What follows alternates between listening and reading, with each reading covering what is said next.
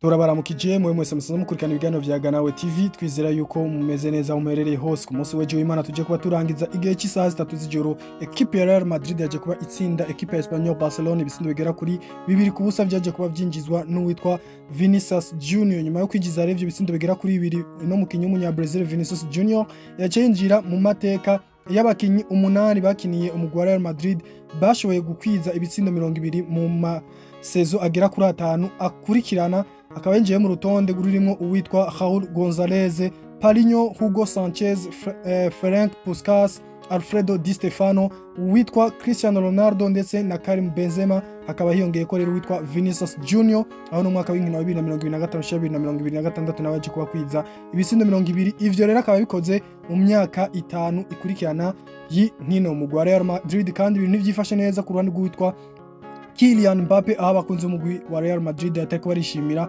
imyitwarire yiwe na cyane no mu gwambariro canke se vestiaire no mugwi wa Real Madrid. Nyuma aho uwitwa Kylian Mbappe aje kuba agiriya ikibazo c'imvune akaza kuba afata urugendo yerekeza mu Butaliyani ari kumwe n'umukunzi we kuryoherwa ubuzima. Ico kikaba kitaje kuba kiryohera abatari bake mu bafana canke se mu bakunzi b'umugwi wa Real Madrid ndetse no mugwi indani ubwawo, aho vyavuzwe yuko yari gutuma atigaragaza imbere y'amakamera. Ariko kandi kuwitwa Kylian Mbappe nawe nyene uno munsi akaba yagaragaye ku kibuga c'imyimenyerezo ya Real Madrid ariho Valdebeñas, aho aje kuba kandi anakorerwa ibipimo imbere yuko bimenyekana ko azogaragara mu rukino wa El Clasico rugiye kuba ruhuza umugwi wa Real Madrid ndetse na FC Barcelone hariya kuri Spotify Camp Nou, umugwi wa Barcelone wakira uno mugwi wa Real Madrid. Ku rundi ruhande w'umugwi wa FC Barcelone n'uwitwa Joao Cancelo ashobora gutahukana igikombe cya La Liga cy'uno mwaka, akazoba umukinyi wa mbere mu mateka y'umupira w'amaguru atahukanye amahiganwa 4 mu mahiganwa 5 akomakomeye ku mugabane wa Buraya. Ni uwitwa Cancelo yashoboye kuba atahukana igikombe cya Serie A ikinirwa mu Butaliyano ari kumwe n'umugwi wa Inter de Milan, atahukana Bundesliga ari kumwe n'umugwi wa Bayern Munich,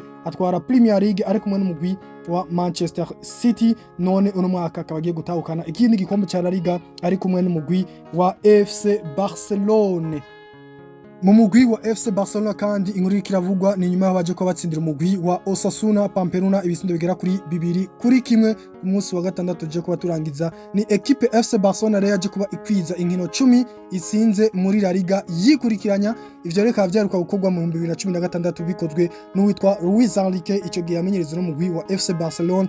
Rero bikaba bije kuba bisubira gukorwa mu mwaka wa 2026 nyuma y'imyaka 10 bikozwe n'uwitwa Dieter Hans Flick no Mudagi. Ni equipe FC Barcelona ribona ko yaje kubitsinda Levante, itsinda Villarreal, itsinda Atletico Club Bilbao, itsinda Sevilla, itsinda Real Mallorca, itsinda Atletico Madrid, itsinda Espanyol Barcelona, Getafe, itsinda Celta Vigo ndetse no mugwi wa Osasuna Pamplona. Rero mukamumva katari kintu cyaruka kuba gikorwa muri no miss mugwi wa FC Barcelona, kandi uko tubikesha kinyamakuru Diario Sport, kimwe mu nyamakuru gisanzwe kivugira umugwi wa FC Barcelona, kitumenyesha yuko uwitwa Rafinha ariko araronderwa cyane n'imigwi yahariya mu gihugu cy'Abarabu muri Saudi Arabia.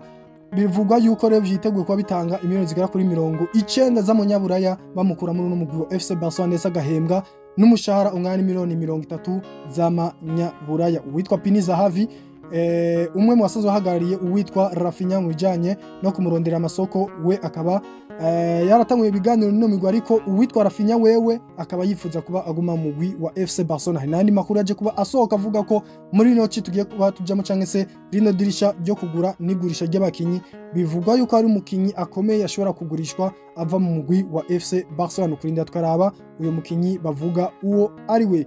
Mu rukino rwa rero ruhuje umugwi wa Liverpool ndetse n'umugwi wa Manchester United, ni Manchester United yaje kubitsinda umugwi wa Liverpool ibisindo bigera kuri 3-2.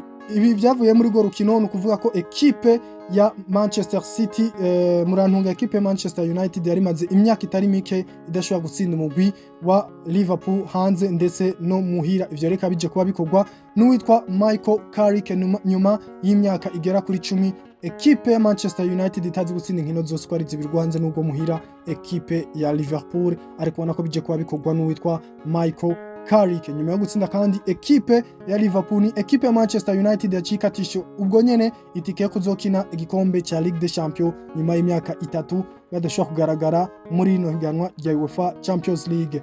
nkuko tubikesha ikinyamakuru BBC Sport kitumenyesha yuko umugwi wa Manchester United ishobora kuzokwisanga muri chapeau ya kabiri canke ya gatatu muri tirage canke se mwitomborana gino migwi ingene izohura muri UEFA Champions League y'umwaka wa 2026 ushira 2027.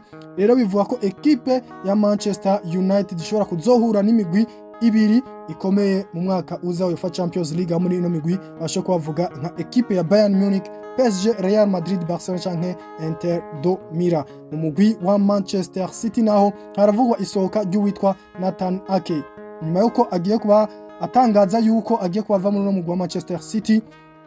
Mwari noci tugiye kuba tujamo agasohokera ubuntu muri no mugwi wa Manchester City. Imigwi itatu yo mu gihugu cy'Ubutaliyano niyo migwi iriko irahatanira kugira ngo irako yosinyisha uno mukinyi w'inyuma w'igihugu ca Hollande ariwe Nathan Ake, n'umugwi wa Inter do Mira, umugwi wa Juventus de Turin ndetse n'umugwi wa AC Milan. Iyo migwi ko ari itatu yose rero akaba ari imigwi iriko irahatanira gusinyisha uno mukinyi wa Manchester City. Umugwi wa Tottenham wari umaze igihe kitari gito uri mu migwi itatu ishobora gukoroka icicaro yerekeza muri Championship, ariko nyuma yoho haziye uwitwa Roberto De Zerbi aje muri umugwi wa Tottenham Hotspur. Inkino zibiri aheruka kubakina zose yarazitsinze, atsinda umugwi wa Wolverhampton Wanderers, none ku munsi w'ejo mwijoro yaje kubatsinda umugwi wa Aston Villa.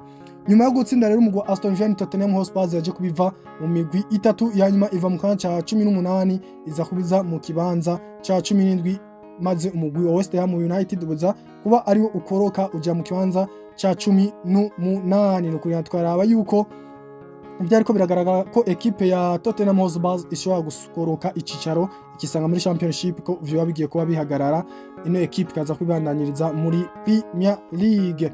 Umugwi wa Villarreal wamaze kubutangaza yuko uwitwa Marcelino uno mumenyereza yaramaze ariko aramenyereza umugwi ko agiye kubasezera nyuma y'uno mwaka w'inkino wa 2025 ushya 2026, nyuma yuko abakatishije itike yo kuzokina igikombe ca Champions League cyo mwaka uza. Uno mumenyereza akaba amaze kubasezera ava mu mugwi wa Villarreal. Iyi ni nkuru tworangiriza ko ni equipe ya Paris Saint-Germain nkuko bitangazwa na kino kinyamakuru L'Equipe, kinyamakuru gikomeye hariya mu gihugu cy'Ufaransa, gitangaza yuko umugwi wa Paris Saint-Germain wari wifuza kandi gusura guhitira muri hotel baje kuba bahitiramo igihe bari baje gukina n'umugwi wa Inter do Milan mu gikombe cha UEFA Champions League muri finale yabaye mwaka uheze wa 2024 ushira 2025. Ni equipe rero Paris Saint-Germain nyuma yo kubona ko iyo hotel yaje kuba ibatera amahirwe, ni hotel ya Infinity Hotel and Conference Resort. Rero iyo hotel bivuga yuko equipe ya Bayern Dominique yamaze kuba ibankira yuko badashobora guhitira muri hotel, kuko ni hotel equipe ya Bayern Dominique bamaze igihe bakorana bahitiramwo kuva mu mwaka wa 2010. Equipe ya Bayern Munich ikoresha ino hotel. Rero uwitwa Vincent Company akaje kuba bitangaza yuko iyo hoteli ari yiwabo, ari bategeza kuzokoresha mu rukino bazohura n'umugwi wa Paris Saint-Germain. Byumvikana ko equipe ya Paris Saint-Germain itagihawe iyo hoteli kubera ko isanzwe bivaye n'amasezerano afitaniye n'umugwi wa Bayern Munich, akaba ariyo equipe isanzwe ikoresha cyane iyo hotel. Reka twashimire mwese mwakurikiranye kino kiganiro, naho ku munsi w'ejo tugaruka turaba ibitegekanijwe muri kimwe cya kabiri inkino zo gusubiriza za UEFA Champions League.